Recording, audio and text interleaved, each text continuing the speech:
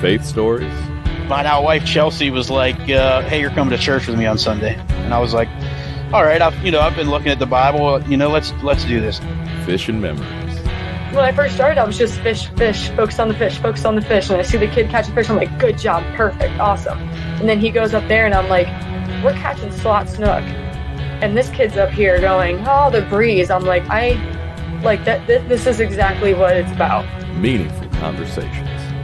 You have to stay in the Word. You have to have a good support system. You have to know what the end goal is. You have to know who God is. Positivity. This is the Faith and Fishing Podcast. Your hosts, Cam Steele. If your identity is you're an angler, whenever you're not doing well in the water, that's whenever you can't be content. And Robert Randolph. And his timing is perfect. We might not always agree with it, and we might not always understand it at the moment. Bring you interviews with some amazing guests from the fishing community and discuss all things to do with fishing and their faith. Welcome to the family.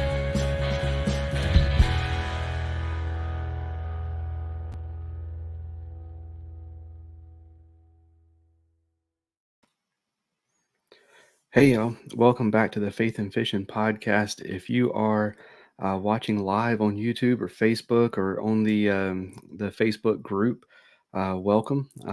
This is going to be more of an interactive show, so I'm going to try to do my best to remind y'all to reach out and let us know where you're listening from, all that good stuff. I am not used to live shows, so you will probably see that as we go along. But yeah, so on Facebook, sometimes on StreamYard, we can't see your name. And so hello, Facebook user. And we'll probably see that a little bit.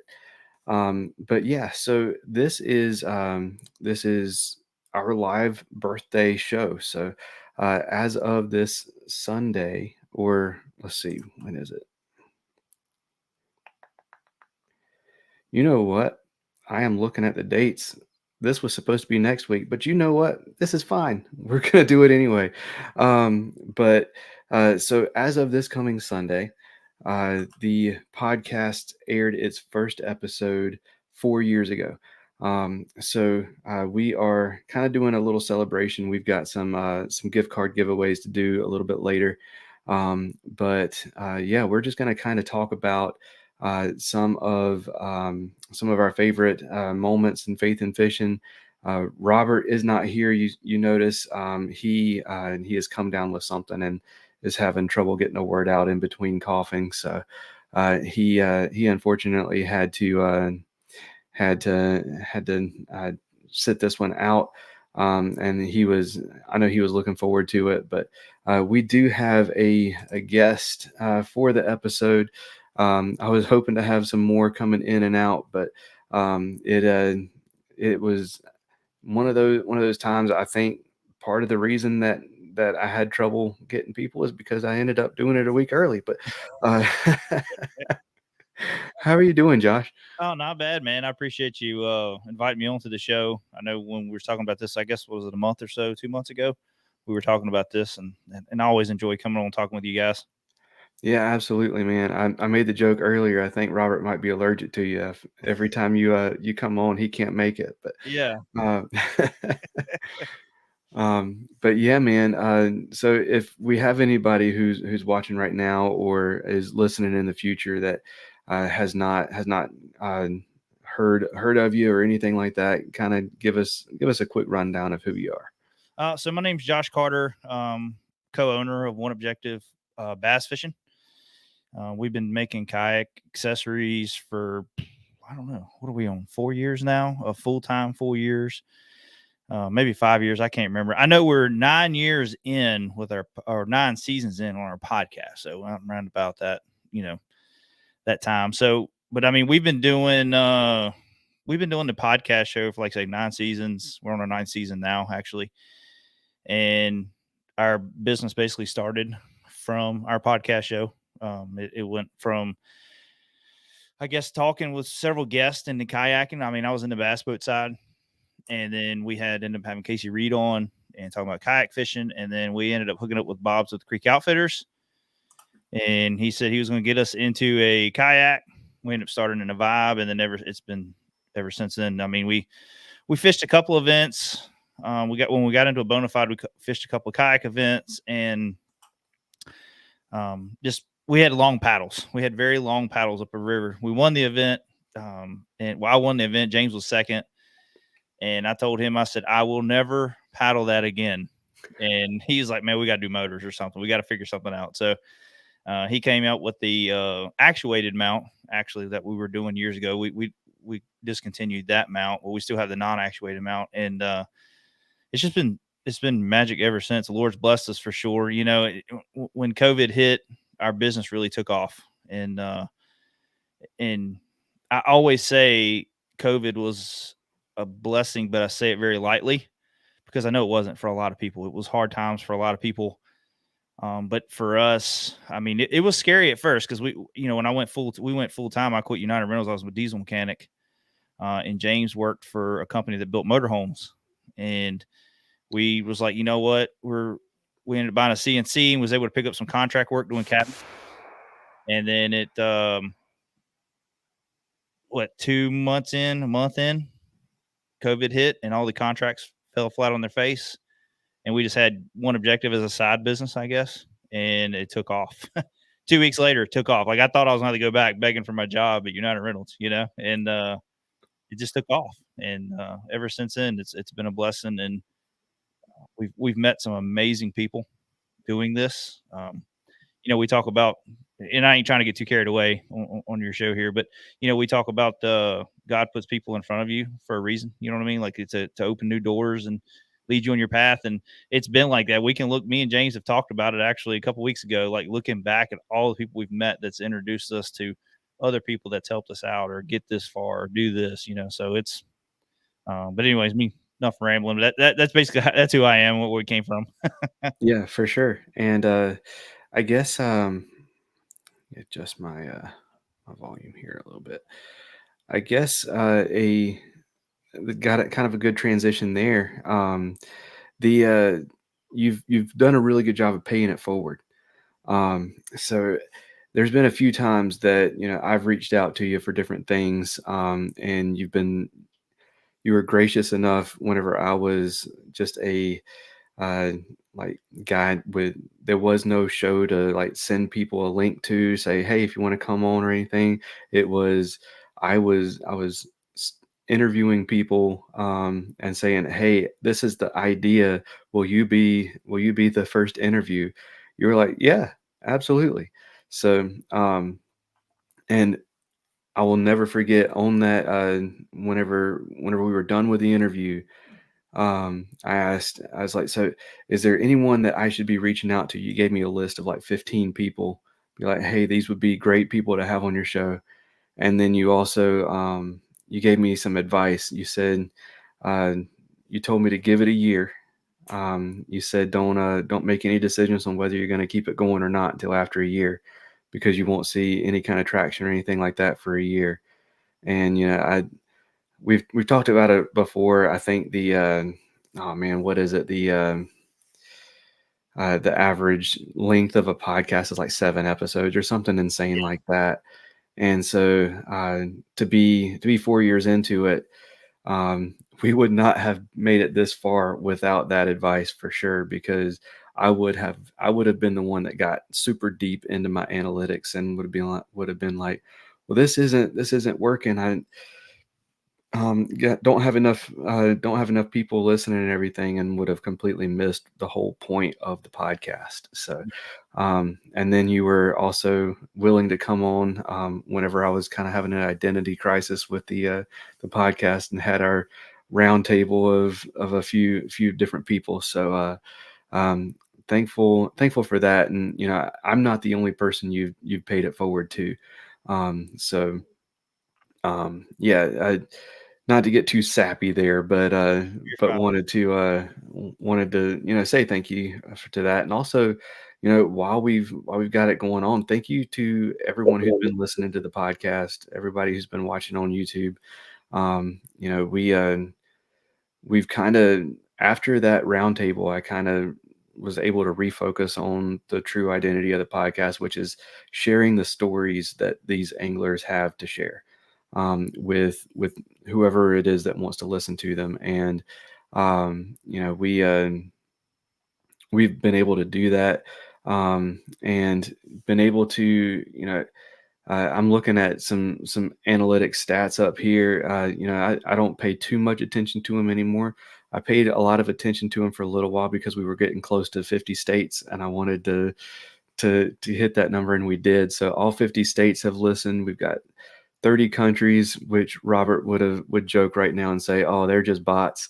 But it makes me feel good whenever I look up there and I see all these different countries and everything. But 5 seasons, or we're in our 5th season now.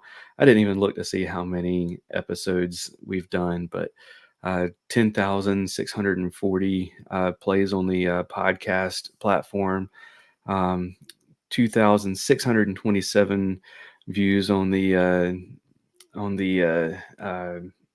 YouTube, and then, which is a total of 13,267 times that an angler story has been shared with somebody.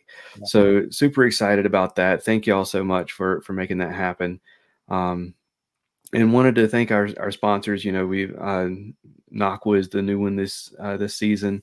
Omnia Fishing, JH Jigs, Get Outdoors, Pedal and Paddle, Mr. B Lure Company, and Savior Outdoors. Savior Outdoors has been with us for a very long time. Super excited to be working with those guys and to have those guys support. And USA Kayak Fishing Magazine in the house. Sounds like the mission statement of my magazine. Absolutely. I'm looking forward to. I saw you on Wendell Fishing's podcast, or listened to you rather, and I'm super excited about the magazine coming out more often and more frequently. That's going to be awesome. But Josh, I don't know if you saw this one from him earlier, but Yeah. that one made me chuckle. Yeah. And then maybe bots, maybe not.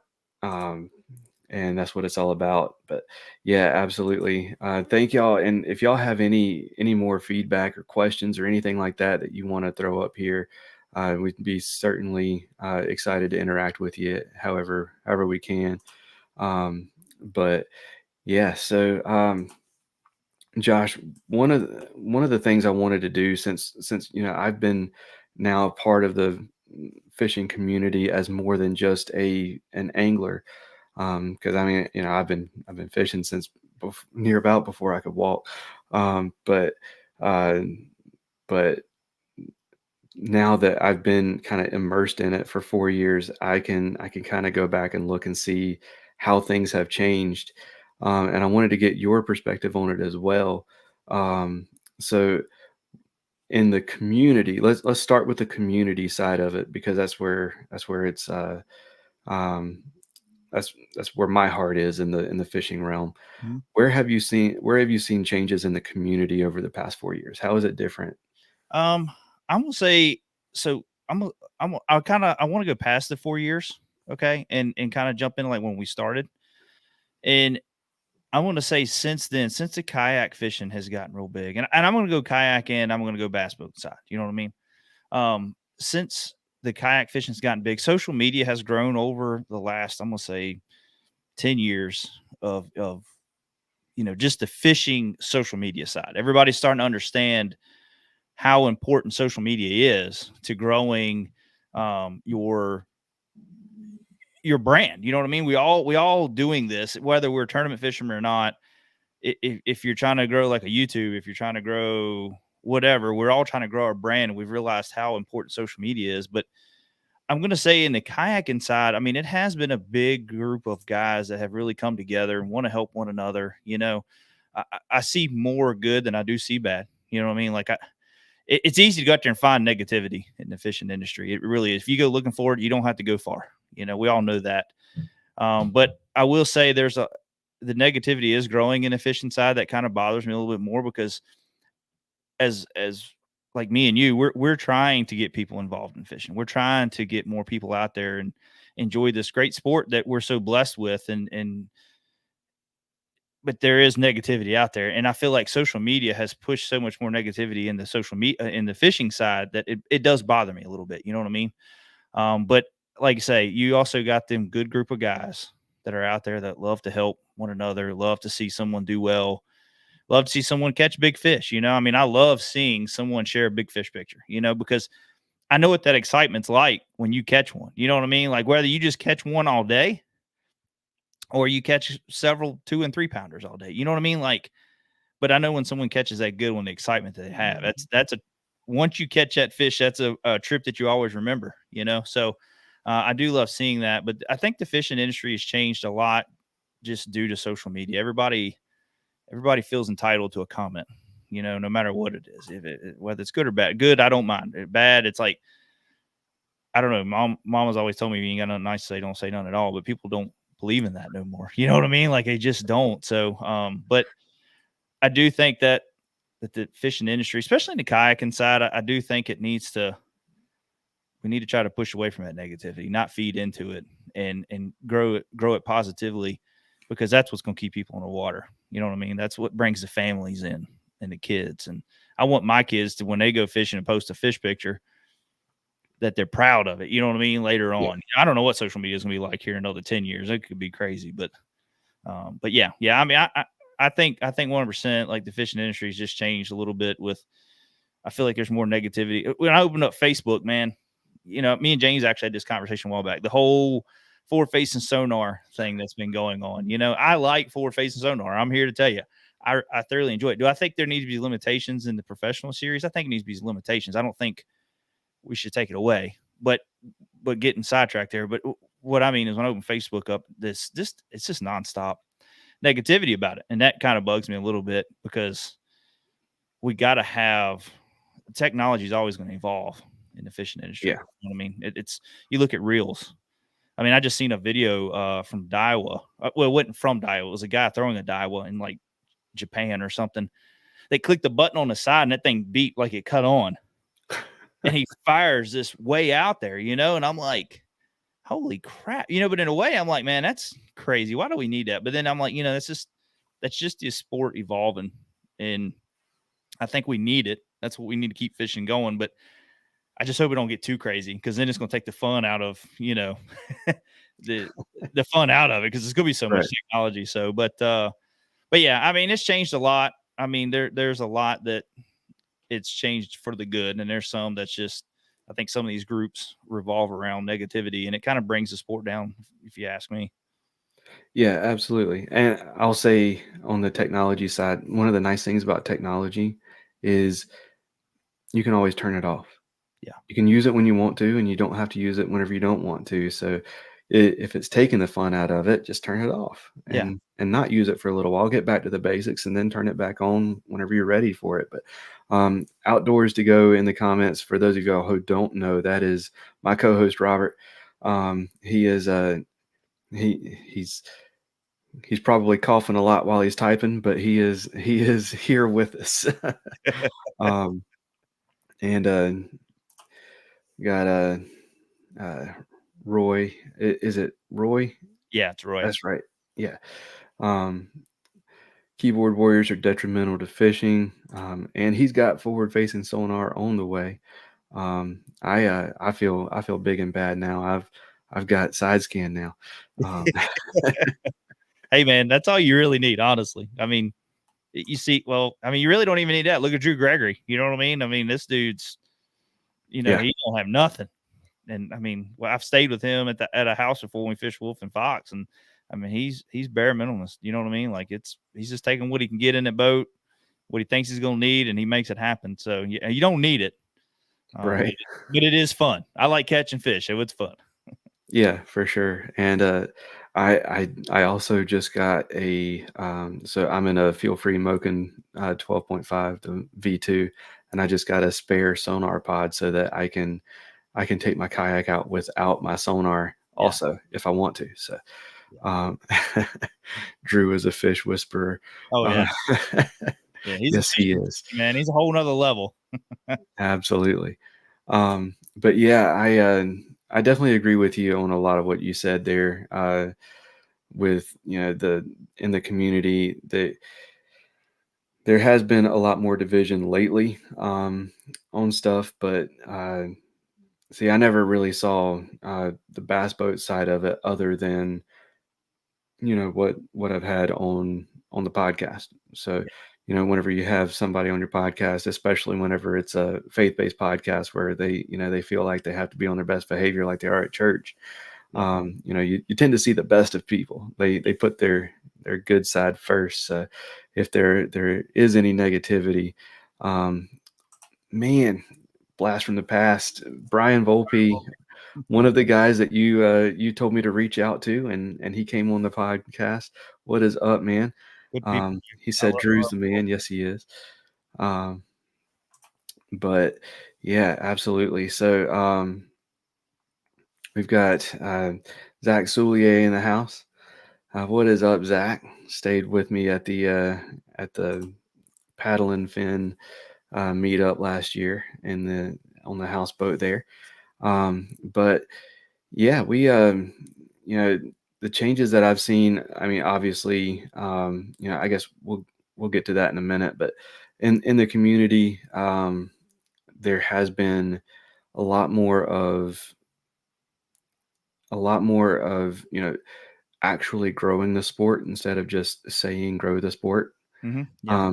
Because there was a big push whenever I was first getting in. Everybody was saying grow the sport, grow the sport, grow the sport. But now you're seeing a lot more of people who are coming in and actually doing this stuff to grow the sport.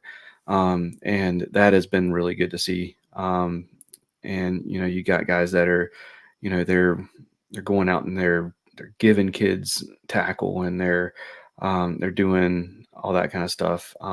So I think that's one of the big things that I've seen. What about in we've touched on it a little bit with technology, but in the industry, what's been some of the big changes you've seen there? Tackle wise, it seems like everything's trying to push towards forward facing sonar. And I'm kind of the person that don't get me wrong. Every once in a while, that whole catch the fisherman bait will get me. You know what I mean? Like I'll get that. I'm like, oh man, that does look, but now that I've I guess gotten wiser to it, I see a lot of people that are everything, like I say, everything's going forward facing sonar. So no matter, somebody's either making a mount that holds it so we don't have to go on your trolling motor. There's either, in the kayaking side, there's the mounts that hold it on the side of your kayak. You know what I mean? You got lithiums now that are being built to help just run your graphs. You're getting more into that. Everything, the industry is growing more technically advanced now than I've seen it.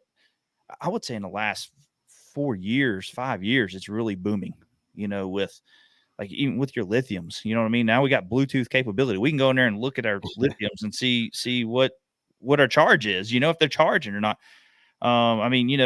Like I say, getting into the graphs. You got graphs now where you can watch TV while you're out there fishing. That, to me, that's crazy. Anyways, why do we need to watch TV while we're fishing? But just the technology is really growing at a very scary rate, in my opinion. Like I say, I do like forward facing sonar. I do like it, but like I say, we're getting to that point now where it's like, when we had side scan, when that first came out, and I had the Lowrance on my bass boat on a skeeter I had, and it was a box you had to buy. And man, I hooked that thing up. I was like, you got to be kidding me. What else could they think of, and it just kept getting better. And then Humminbird come out with some 360, and it just kept getting better. And then we got forward facing sonar. And I had the opportunity when I was doing a lot of media stuff for Just One Objective, and was at the Bassmasters Classic at Hartwell. And I had the opportunity to ride around with Mark Daniels Jr. on the last day. And that's when it was like just Panoptics. So it really wasn't a lot of different color palettes. It was just like little blobs, and had the opportunity to watch him use that catching spotted bass under docks. And I'm telling James about it. And then that's when the whole live imaging came out, and I was like, holy crap, we got to get this. And we did. And we had it for like 2 years and never really used it until we got down to Lake Fork and started catching them off jerk baits, and like really understood how important this is. But then you're also kind of like, man, this is going to change the game so much. So, but I mean, but like going to ICAST, talking about the industry, you go into ICAST, it's so many more companies having kayaks in their booths now. You look at Realtree, they'll have a kayak rigged out, or you got Feel Free that goes down there. You got they're coming out with different things. You got Old Town coming out with the electric pedal drive systems, which Feel Free had something like that before anyways. But then just different trolling motors that are coming out now. I mean, you look, the Motor Guide has basically one set up for kayak fishing, 36-inch shaft. I don't understand why Minn Kota hasn't done that yet. I mean, but I guess because they already have it in their Old Town, they don't feel like they want to reach out to that other brands, But yeah, man. I mean, long story short, I think technology has been the biggest thing. Just everything's getting more digital and this and that. And it's a crazy time we live in. Yeah, for sure. To add to that, I think the only other thing I've seen that has really there's been more of a push lately has been bringing the Japanese market to the U.S. Mm-hmm. And it's ruffled some feathers in the way that it's happened, but a lot of the innovation and baits that they've been using over there are starting to come over here under the guise of different names sometimes, but we're starting to see more of that. I wanted to get caught up on some comments here. Nicholas Beltran's in the house. We've got focus on local events and bringing new people in has been huge up here. And let's see.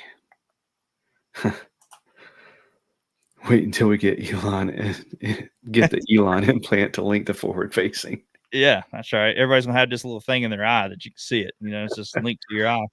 Oh man. We're already dealing with too many boat wrecks because of forward facing. We don't need it, like something like that too. Yeah. Some of the 3D imaging that Garmin's doing now looks crazy. Yeah. Crazy good. Yeah. Poop baits for the win. Yeah. That is something else you're seeing a lot of people come out with. The fishing industry, man, we catch a lot of slack for we can come out with something. We've had it out for a while. Japanese baits for the Toyota. Yeah, but you was talking about like the baits evolving from Japan and all that stuff, and you just see so much. Like, go to the Swim Bait Underground post. Or page. I don't know if you're on that or not, but there's some guys on there that are hardcore glide bait, swim bait fishermen that pay hundreds of dollars for these baits. But then, some of these baits that you're seeing from Japan that are hundreds of dollars, you got bigger companies now that are kind of knocking them off and making them to where they're $14, $15 instead of the $150, $200, which for the consumer, that's great. You know what I mean? But for a company that says, hey, I want to make the next best bait, it's kind of scary, because all it takes is one of these pros to get it that are on one of these big companies and say, hey, can we knock this off and basically make it ours? And does it help the industry grow? Absolutely, it helps. But as someone that want to keep the industry growing, it's scary because if you make the next best thing, you could have some of these big companies just knock it off, and there ain't nothing you can do about it. You know what I mean? Because people talk about it. When we started our business, everybody's like, you need to get a patent. You need to get a patent. Well, patents nowadays are nothing like patents were 50 years ago. It's so easy to knock a patent off now. You know what I mean? So yeah. I just, in the bait industry, the only company I know that really has a strong patent is going to be Z-Man. Yeah. And I mean, man, you can be the smallest tackle company in the world, and you post, hey, look at this you could be a 15-year-old kid making a chatterbait off of Jan's Net Crafts. And if it's anything close to that patent, they're going to send you a cease and assist. You know what I mean? Like, it's just it's crazy time, man. I'm trying to remember who it was, but somebody was making them for themselves. They weren't selling it or anything. They were just making it for themselves and got a cease and desist because they were putting that blade directly on the head. Yeah. Yeah. And I Um, mean, they pay that. I mean, you know how much money it costs to send that piece of paper out to somebody, you know? It's just crazy to me. But you know, the industry is just kind of in a weird spot. But you know, we've catch slack before. What I was getting at was, you know, we've come out with products that some stuff we'll post out there, we'll do a picture. And, you know, after we make a product, we see somebody else come out with it, and we just don't really make a big stink about it. We don't say nothing. We just put our picture, we just post our stuff on our website and go. And we catch, I mean, man, we catch crap about it sometimes. It's kind of bad sometimes. But then I turn around and look, and I'm like, y'all are buying the baits that are knocked off and not saying a word, you know? So, it's just, I don't know. Like I say, it's just a weird time in the fishing industry, man. But you know, but it's growing. I like seeing where it's going, but I just don't know what it's gonna be like in another 10 years. Yeah. But speaking of your new products, I've been saving this comment until it was relevant, and now is the time. Question for Josh: are you in R&D for any cool new products? So we got one that will be dropping Friday for the Wilderness Recon. And it's something that we may push over into some of our other kayak brands. I'm not sure yet. Not every brand, just because of the way it mounts and all that stuff. It's more, it's gonna be like a graph mount. It's gonna be a graph mount, but it's gonna help a lot of people out that have issues, you know, with mounting 2 graphs without having to do a big bar and all this stuff. You know, it might be a little pricey. It's just a little more machine time and design time in it. But we're still trying to work that out. I would like to release it tomorrow, but we're still working out some final pricing and stuff. But we got some other things in the works. We got an RVR, Bonafide RVR in the shop right now. Just finished shooting some videos on some product installs for that. So a lot of the Bonafide RVR guys, I think, are going to be kind of pretty happy with what we got coming out for that. But I mean, right now, I mean, it's a busy time for us. Like this is our busy time. We're crazy busy with just being able to manufacture the parts that we already got out there, you know, and shipping out. And we're very grateful for all of our customers. I mean, we're very grateful for them. You know, winter gets slow, and so, you know, you got that time where you can innovate and make stuff, you know. But when you get to this time, it's just me and James, you know.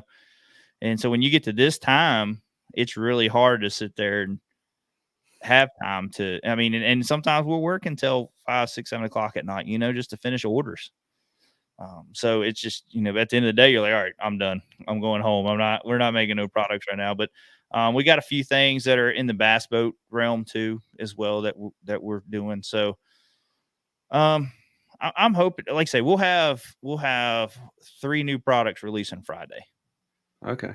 Awesome. USA Kayak Fishing Magazine said better than my casting bar. I don't know, man. Let's see, what's that say? What's the next one? Next issue is in June. Yeah. I mean, maybe we can work something out and get some of that in the next magazine. Ron, I do appreciate all his help with the privateers. We sponsor that team, and they had a really great tournament win last year at I think it was their championship for that. So they ended up winning that with Robert and Craig and guys, please don't be mad. I can't remember everybody's name. It's on the team, but you know, they did really well down at Gunnersville, and he helped us out with getting our logo in there because we sponsor him. So he really helped us out with getting our logo in there, and he's trying to make a really good magazine. The last issue we looked at was really good. A lot of good articles in there. Absolutely. All right. Well, real quick, I am going to run this just to thank a sponsor, and then we'll continue our conversation, man. All right.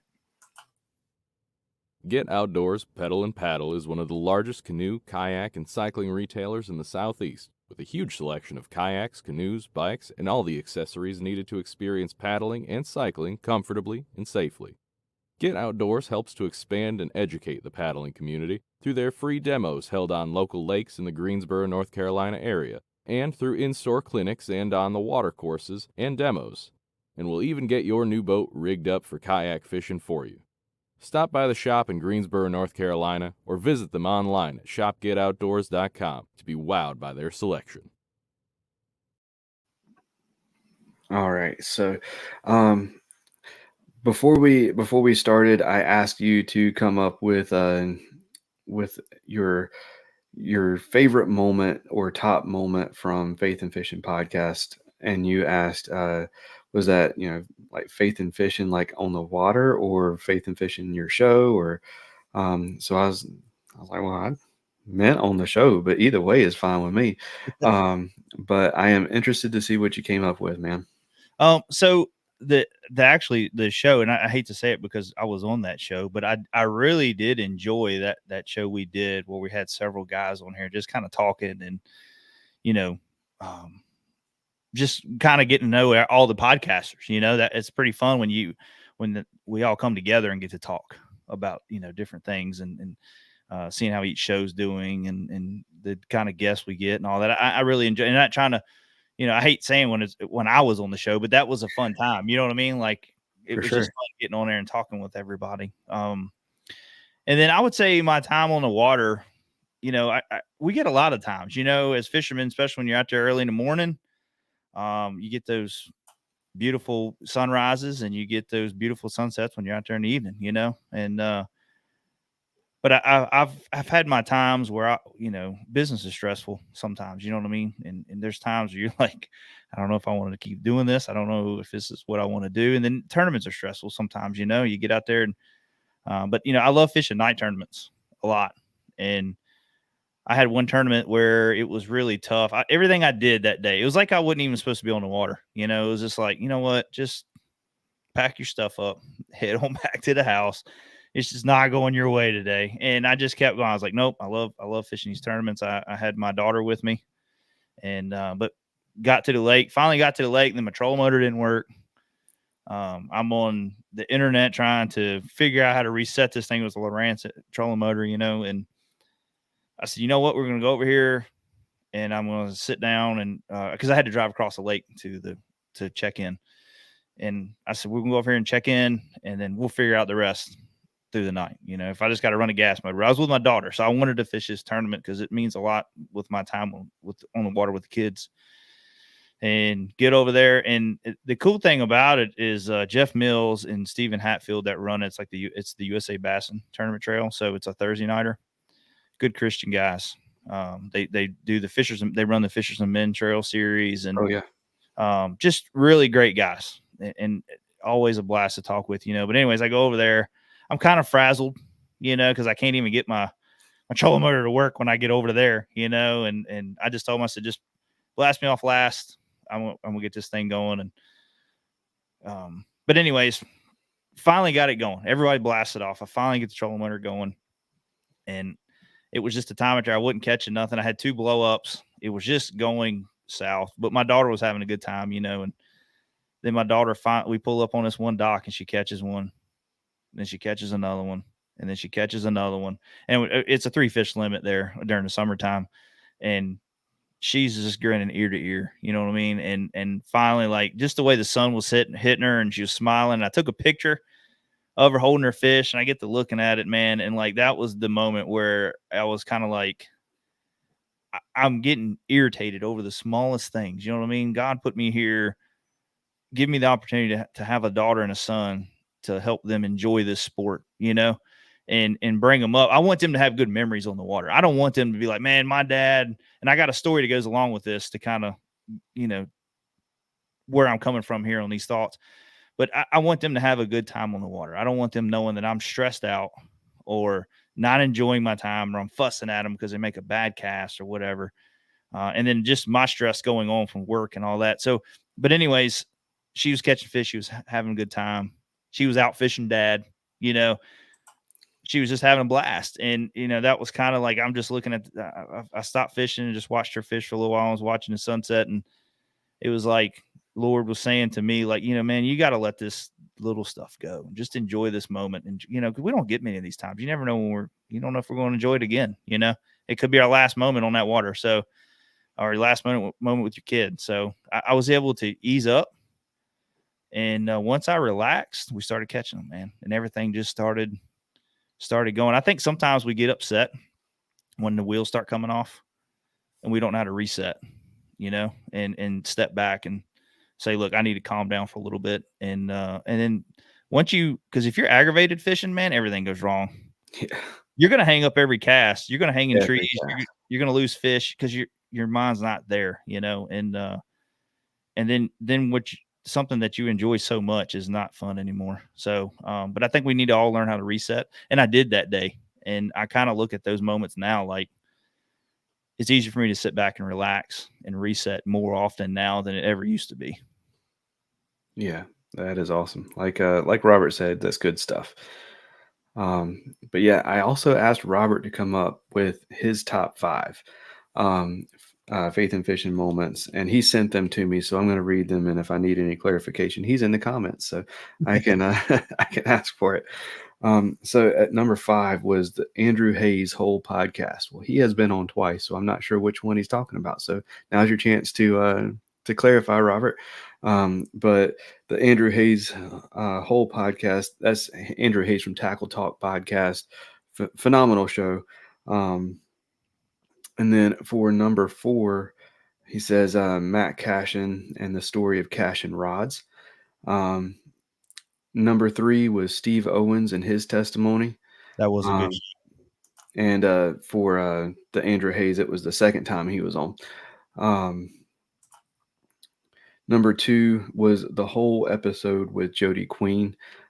He actually ended up running that podcast solo. I was rather disappointed I missed that one, but he did a phenomenal job, and that's another testimony. If you hadn't heard that testimony, man, that's one of those that just like trying to like figure out how to pick your jaw up off the floor to be able to talk afterwards.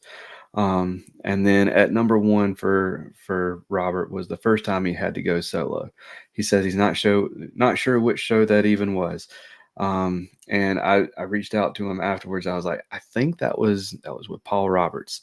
Was the first time that he went solo on that. But so those were Robert's top 5 moments. That I ended up adding a 6th one just because I had a little bit of a duplicate there, but we'll talk more about that in just a second. But so for me at number 6 was our episode that we did with Alex Rudd on positivity.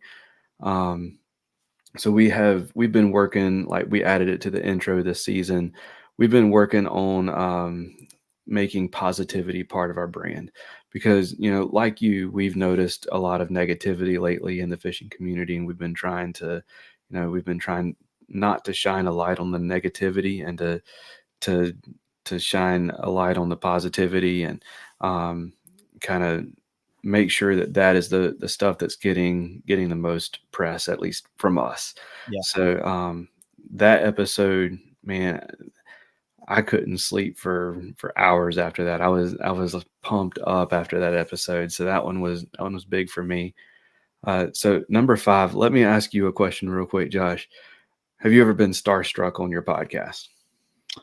Yeah, I will say when I had KVD on. Okay. I've always had the opportunity to talk to him in interviews, but it was business. Like it was more business side. Like, right. I already had a set of questions I need to ask, and the podcast show was everything's shoot from the hip. You know what I mean? When I do the podcast show. So like when I had KVD on, that was, and then Gerald Swindle, those two right there, because KVD is such a serious guy. You know what I mean? Like, but you can learn so much just from just what little bit he says, And Gerald Swindle, he's all over the place, man. He's just a funny guy. So yeah, those two right there were my starstruck moments. Yeah. So for me, at number 5 was whenever I interviewed Jimmy Houston. So man, I was not sure even, like, I reached out to him. I was like, there's no way he's going to respond.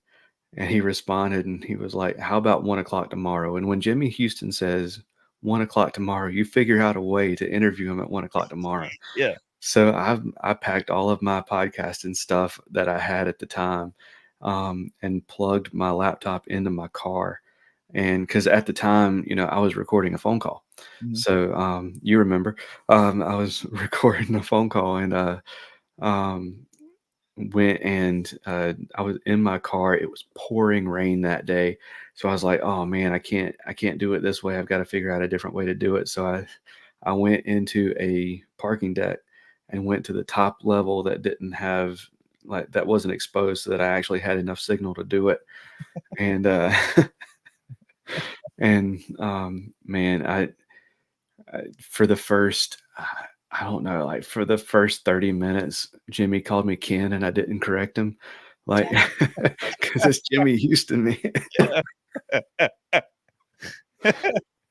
You know, the funny thing is with Jimmy, I think he did the same thing with me. I don't think he called me Ken, but I think he called me John or something like that, you know? Oh man. But yeah, so that's number 5 for me. At uh first time Robert's hearing that story. Yeah, that uh yeah, that's uh definitely had to make the list. And he's the reason that I every time the anytime little Debbie's get brought up on the show on the favorite fishing snack, was that's why I call him Big Deborah's. It's because that's what he said. He said if he said he wanted them to sponsor him, but if they did that, they'd have to change their name to Big Deborah. Um, he's a funny man. Yeah. At number 4 was so one of the things I've loved about the podcast is being able to build relationships with people that I wouldn't have had the chance to do that with otherwise. And one of those guys was Dan Flowen, who he's one of the guys who, with through the help of God, was able to beat I think it was stage 4 melanoma, was given 8 months to live. And now something like 14 years later, he's in remission. So, getting a chance to know him and the friendship that he and I built was pretty special. So number 3 on my list was the podcaster roundtable. So we got a few people watching. We're going to do a giveaway real quick for an Omnia fishing gift card. First person in the comments to other than Robert to list off so myself and Josh were on the episode. Somebody give me one of the other guys that was on there, and I will we'll do a little bit of faith and fishing trivia here. Yeah. First person to come up with that answer in the comments gets a $50 Omnia fishing gift card. So we were the reason that one's on the list for me is because had it not been for that episode of the podcast would not have made it this far. I would have thrown in the towel because I was at that point of, I had lost track of what the podcast was for. And I had just kind of the whole point of that podcast was answering the question, what's your why? Because I had lost track of my why. And, anytime you're doing really anything, and whenever I was in sales, one of the big things was, you remember your why. That's how you get through the day. And that's how you do that. But, that podcast was so fun. And, hearing y'all talk about why y'all do what y'all do just kind of like reignited that in me. And really, it was, like I said, it turned around the podcast, and it ended up being the reason that we ended up with number 2 on the list was adding Robert to the show. So having Robert on the show has been, such a blessing because he is. I don't have to keep up with tournament stuff anymore.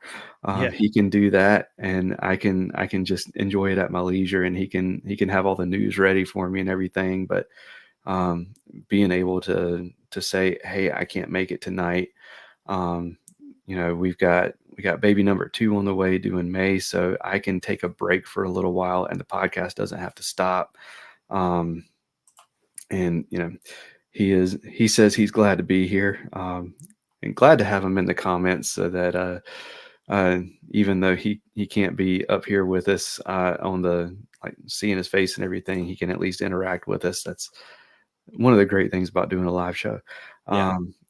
But yeah, still haven't had anyone answer that question yet.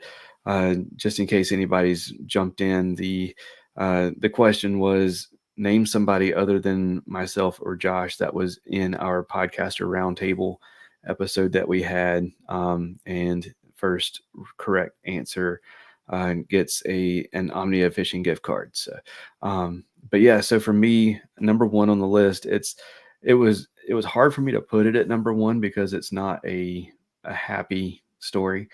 But so Robert says y'all are better looking. One of the things that I absolutely loved on the podcast was being able to build a relationship with a kid named Russell Dillon. And Russell, his dream was to be a professional fishing YouTuber. And at the time that I had him on the podcast, he had just turned 12, and he started his interview with, "My name's Russell Dillon. I have a brain tumor, but I don't worry about that. I just fish." And this kid was the most positive person I've ever met. And I'm throwing air quotes up there because I talked to him on the phone a lot, but I never actually met him in person. He lived up in Wisconsin. And last year at the age of 14, he lost his battle with brain cancer and ended up passing away. But being able to go to his parents and give them like, hey, this is an unedited copy of my conversation with Russell, and giving them a chance to hear their son have a conversation with somebody whenever they want to. About something he loved. Yeah. Like hearing him be excited, and he was nervous at first, but he opened up and everything. And, he got on that podcast. He talked about his dad. He talked about going fishing with his dad and going on trips with people. And he talked about people that he cared about, his friends, his brother, his family and everything. And, he had a thing where he said, that, gotta enjoy the time that you have.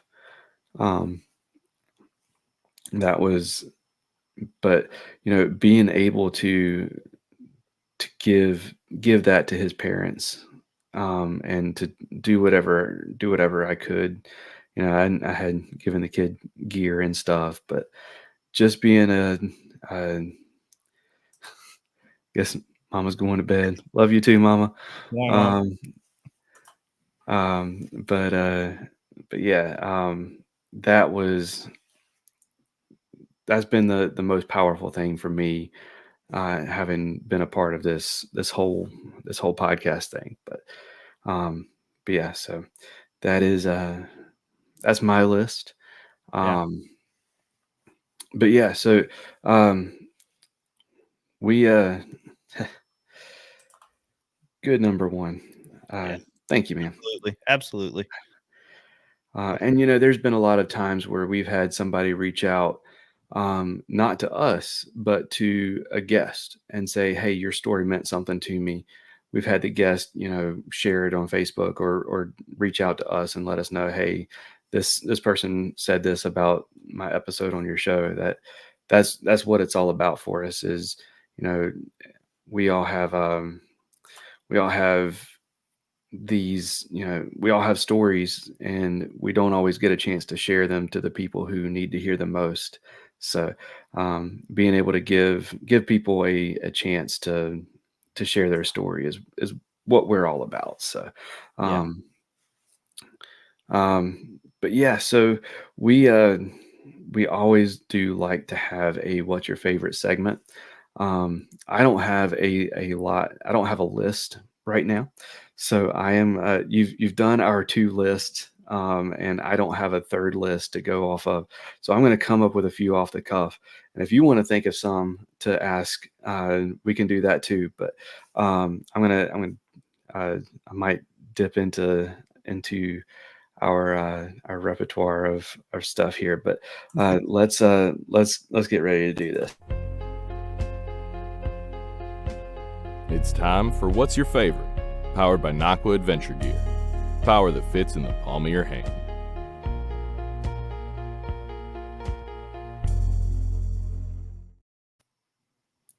All right, so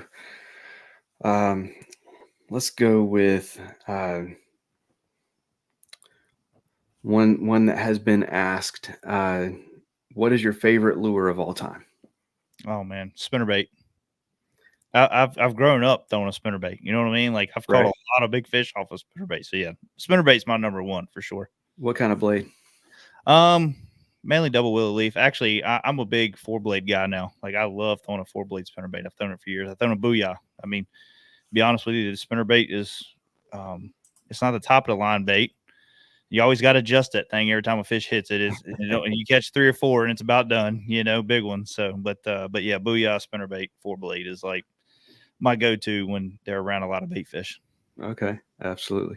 Robert is also a spinnerbait guy, so he was excited to hear that. All right, we've Brian said Jimmy Houston would be proud. Absolutely. Oh, yeah. Talk about a big spinnerbait guy. But yeah, so one that we asked a while back to each other, because now Robert and I will do this to each other a little bit. Your favorite movie? Well, you know, I used to have a lot, but right now, so far, it's been like either Top Gun, the new Top Gun, or the new Gran Turismo movie, the video game. Okay. I don't know. My kids got to watch it, and I watch that movie all the time, especially my son. He really likes it, and we get into iRacing. So it's like it kind of hits home when we watch that movie. Okay. So here's a fun one. Since you've got kids, your favorite thing on TV or movie that your kids watch? Oh man. That you actually like to watch with them. I'm trying to think right now, because I'll be quite honest with you. Some of the stuff that's on TV now, I'm kind of like, I don't know if I like that too much. But I mean, I don't let them watch something bad, but like some of the stuff. But trying to think, like, you know, we watch a lot of YouTube. Like my family, we watch a lot of YouTube stuff. So I really don't know, man. Like I don't, I really don't know. I'll say a movie. Let me say this: every night when we sit down and eat dinner, we have our family time. We eat and we watch Family Matters. Remember Family Matters, Urkel? So like we were watching Boy Meets World. We finished that up. And then we watched Home Improvement. And right now we're on Family Matters. So that's what I see on TV a lot when I come home in the afternoons, you know, like it's Family Matters. Okay, absolutely. Robert says Ben 10. I don't know that I've ever seen an episode of Ben 10. No, so I've never heard of Ben 10. For me, so you know, my son's 3. Mm. So you want to talk about some bad television? There's some really annoying things that kid likes to watch. But I mean, I know it's the cliche answer right now, but as far as Robert says my kids are old now. But as far as toddler television goes, Bluey is a masterpiece. Yeah. I mean, I will man up and I will say it. I have cried at an episode watching Bluey. Like they do a phenomenal job with that show. And then as far as like a movie goes that he really enjoys, Encanto from Disney is another like just absolute masterpiece. It is as close to a perfect animated movie as I've ever seen. So I can't remember what is it. I remember seeing it, but I can't remember what that one is. It sounds familiar.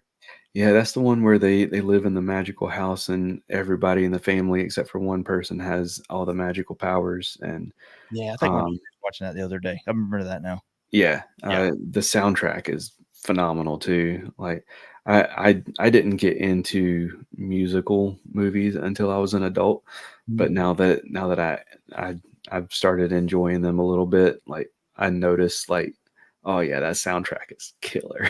Yeah. I'll tell you another movie to see, and I do not like musicals. I'll tell you this. Like if I know it's a musical, I'm like, oh my gosh, I don't know if I can watch this because my daughter likes High School Musical and all that stuff, you know. And then she also liked oh gosh, I can't think of the other movie, but we went and seen Willy Wonka Chocolate Factory, the new one. Okay. Or Wonka, that's what it was, Wonka.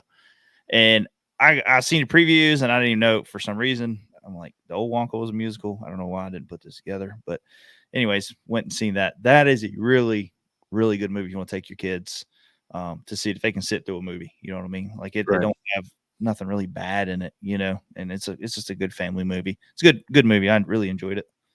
Okay, absolutely. All right, man. Well, Pitch Perfect. Yeah. Um, yeah. If you like Pitch Perfect and you want to watch a movie with your kids, Sing is actually the That's good. music in Sing is really good. The movie itself was like the storyline of the movie was a little bit but Yeah. the music was pretty good. Yeah. That was a good movie. I really like that movie. I hadn't seen the sequel, but I'm sure I will at some point. Yeah. I got a good one for you. Here's a good question. Because my wife picks on me all the time.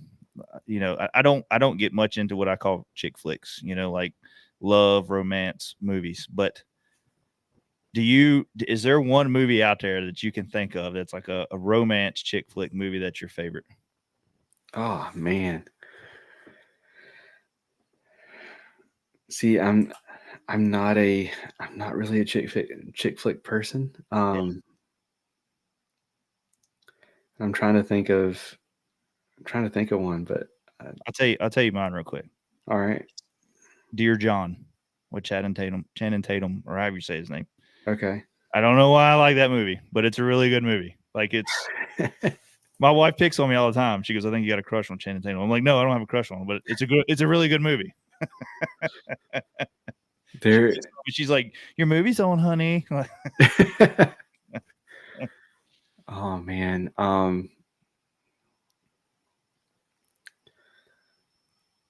Yeah, I can't really think of one. I'll put you on the spot. yeah, that's a hard one. Just because it's so far out of my normal wheelhouse. Yeah. Well, you got kids, so like where my kids are older, you know what I mean? Like me and my wife have opportunities to sit down and just watch a movie by ourselves sometimes, you know, when you got kids, I understand like it's just younger kids.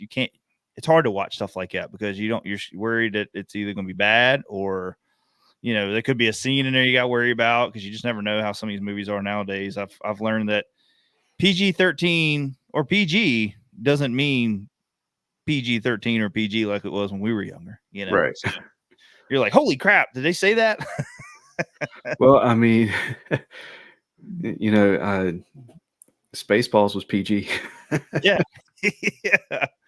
Yeah. So, I mean, it's just, I don't know. Some movies PG means different than other PGs, I guess. I don't know.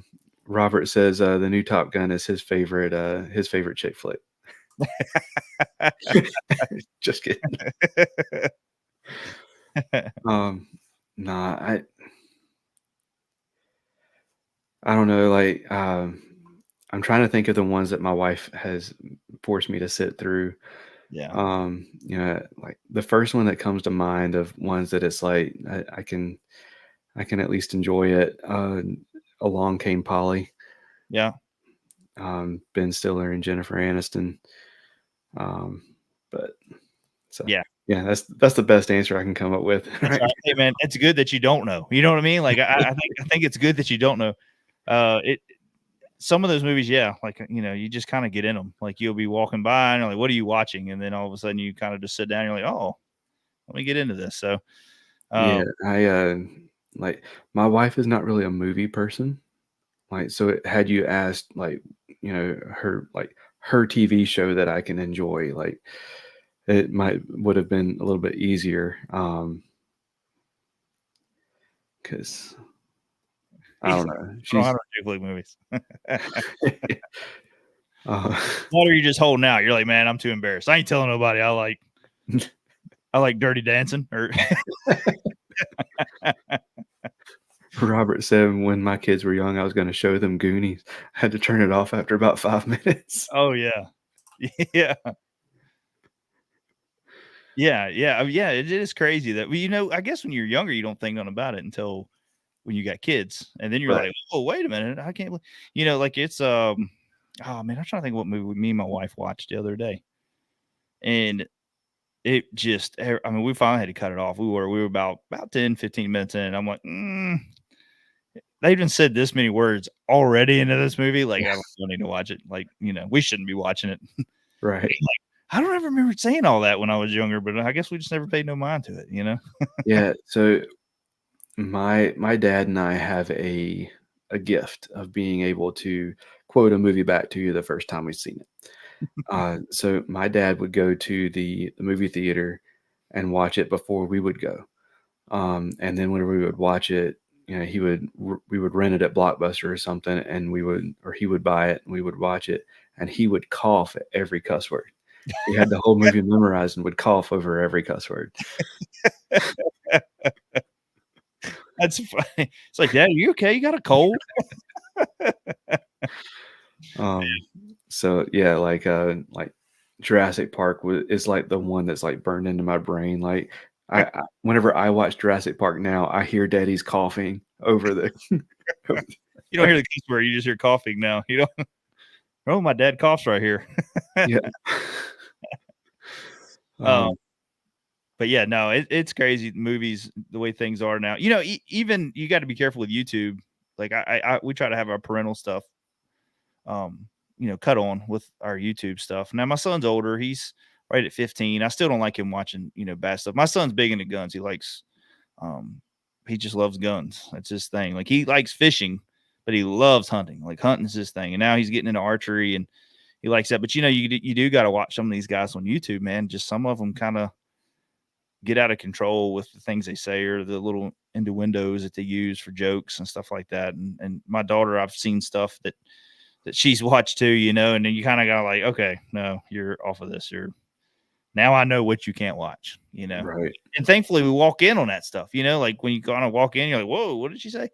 And you just never know anymore on that stuff. But yeah, it's a tough time, man, to bring kids up with everything that's on TV. And maybe it was just as bad as when we was young. I just don't remember it, Right.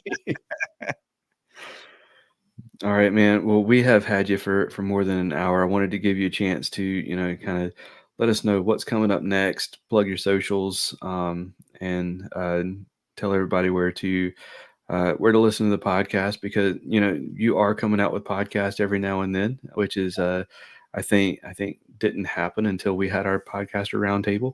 Which, speaking of the podcaster roundtable, that $50 gift card has not been claimed yet. So if you can come up with anybody who has been anybody who was on that podcaster roundtable with Josh and I, other than Josh and I, you'll win that gift card. You got until he finishes his sponsors and we hang it up.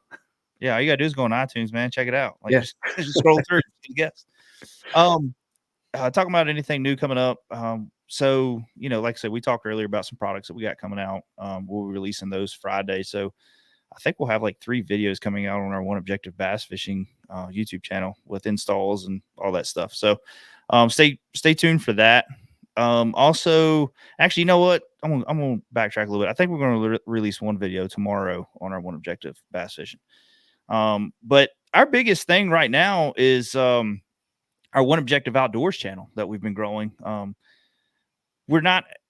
try to get a little bit better with social media wise on Instagram and Facebook on posts and all that stuff, but I stay so busy with One Objective Bass Fishing side of things, which is kind of crazy sounding how this all works out. But anyways, we've really been pushing. We're close to 1,000 subscribers on our One Objective Outdoors channel. And that's really big for us because it took us a while to grow our other channel like that. I mean, it's hard. It's really hard to grow on YouTube, especially with so many fishing channels out there now. It's hard to get that outreach, but we were close to 1,000. So, I mean, if you guys haven't if you don't mind going over, checking that out, subscribing, we got some really cool content coming out, and me and James fishing tournaments from the bass boat to the kayak side and all that stuff, So we do a little bit of outdoor stuff, like as in ATVing, shooting guns, all that stuff. But yeah, you can check us out there. Check out our One Objective Bass Fishing YouTube channel. It does sound funny because that's how we started out. One Objective Bass Fishing. We were putting fishing content, and then it just turned into installs and walkthroughs of kayaks and bass boats. And it was kind of felt like our fishing stuff was just getting pushed to the wayside. So we got to do something different. So we did Outdoor Channel. That's where all of our fishing content, hunting content, ATV, and all that stuff goes to. Kind of get the backside of what we do other than just making kayak and bass boat accessories. But yeah, our podcast, it's starting to ramp back up again. It was bad because I was doing them on Sunday nights, and I have really gotten into football, like NFL football. And me and my wife will sit up there and watch it with my son. And then halftime when the best games are coming on are at 8:00 at night on Sunday. So, I'm like, man, and it was getting kind of tough to get guests on Sunday nights because everybody's trying to spend time with their family before the work week starts. And I travel out of town a lot on Mondays and come back in on Wednesdays. So like, it was just during the summer and all that, we're always doing a lot of stuff together. And sometimes it goes to 8:00 at night, if we're out of town fishing or whatever. So I moved it to Thursday nights. We're going to be doing one tomorrow. We're just going to be talking about spring bass fishing and, the bed fishing's coming up. So, but anyways, we're going to be doing that. And, but like I said, you can check them out Thursday nights live on YouTube and Facebook, like we're doing tonight on your show. And normally I try to get the podcast up within a day or two. So here lately, I've been a little lazy and not getting it up on iTunes when I should. But yeah, when I come on your show, it really did light a fire in me. Like, cause a couple of guys were like, "Hey man, you ain't come out with a podcast in a while." And I'm like, well, man, you hear people talk about your show sometimes or encourage you to do another one, and it just life was so busy, as with kids and family. But yeah, we're starting to fire back up. Thursday nights is going to be our deal. And I do got Thursday nighter tournaments coming up, so I might have to push them to Wednesday. I'm not sure on that, but we'll see how that goes. But anyways, yeah, you can follow us there. One Objective Bass Fishing, One Objective Outdoors. Please hit the subscribe button on both channels if you don't mind. And then you can find our podcast on pretty much all the podcast platforms out there. Absolutely. And I want to give you a chance to shout out sponsors before you do that, though, in case I saw the viewers go up a little bit and then down a little bit. So I don't know who stuck around and who didn't. Yeah. If one last chance, if you can name somebody other than Josh and I that were on our podcaster roundtable episode, there is a $50 Omnia Fishing gift card at stake. So yeah, Josh, go ahead and plug those sponsors, man. I got three main sponsors that really help us out a lot. Missile Baits, great company to work with. John Cruz and Byron and all them guys over there. They're just great. Alex, all of them, great people to work with. Very, very in tune with the fishing industry and, new baits and product development and stuff like that. Just great to work with. I also want to thank Amped Outdoors. Their lithium batteries are phenomenal. Their customer service is phenomenal. And I just love all that they've done for us and our customers. And then Waterland Eyewear. I mean, they've got them on my head, man. I love these bed fishers. These things right here are nice. They might be a little dirty, but these things right here are nice. Especially this time of the year, man. They're moving up on beds. Most places in the country, heck, down there where you're at, North Carolina, they might be on beds now. In Virginia, they're just starting to move up. So, but those right there block the light a lot, and they got all kinds of different frames for big heads, little heads. Mine's big head, so I always got to get the big frame ones. But yeah, no, those companies there, and then just Bob's Up the Creek Outfitters. They help us out a lot in this area. Just product development, kayaks and stuff like that. So. I really want to thank him too, but yeah, no, I really appreciate you guys having me on tonight. It's always fun to come over here and talk. Sometimes I feel like I talk too much. I don't know. No, as a podcast host, that you would rather have somebody who talks too much than not enough. And it's funny, like my dad used to introduce me to people. Say, "This is my son Cameron. He doesn't talk to people." So once you come out of your shell, you get talking about something that you love. It's hard to stop. Yeah. But yeah, man, thank you so much for coming on the show and celebrating 4 years with us. If you don't mind, I'm gonna pray real quick and then we'll close it out. Yeah, man. God, thank you so much for 4 years of this podcast, and thank you for this platform that we have to be able to share stories of anglers and their walks with you, and what you've been able to do in their life. God, we thank you for Josh and giving him the opportunity to come on the podcast, and thank you for what he's doing and what he means to so many, and what he means to this fishing community. Thank you for the listener, God, whether they're listening live right now or whether they're listening, 15 years from now on the podcast. Thank you so much for who they are. Thank you for meeting them where they are, and pray that you give them what they need right now in this moment through what it is that we what it is that we've been able to talk about on this podcast, and pray that you continue to bless this show and bless the fishing community, and pray that you, as always, continue putting on a show through us and in us, and pray that you continue to use our podcast as a way to get your message out to the world. God, we love you, and it is in Jesus' name we pray. Amen. Amen. All right. Well, that is going to do it for this episode. Y'all take care and God bless.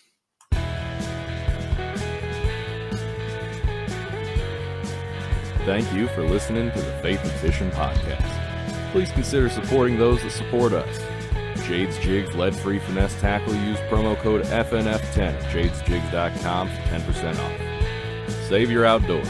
Stop losing your gear. Use promo code FNFP15. SaveYourOutdoors.com for 15% off. Omnia Fishing. Check out Premium, Premium Pro, and their Ambassador program. Use promo code FNF10 for 10% off at OmniaFishing.com. And if it's your first order, use promo code FNF15 for 15% instead. Mr. B Lure Company. High-quality handmade baits made right here in the U.S. At MrBLureCompany.com, use promo code FaithAndFishingPod for 15% off your first purchase. Get outdoors, pedal, and paddle. Check them out at the shop in Greensboro, North Carolina, or at ShopGetOutdoors.com for all your paddling and cycling needs. And Nahqua Adventure Gear, lighting, power, and all the connectors at Nahqua.com. Please rate, review, subscribe on whatever app you're listening on. That's going to do it for this episode. Y'all take care and God bless.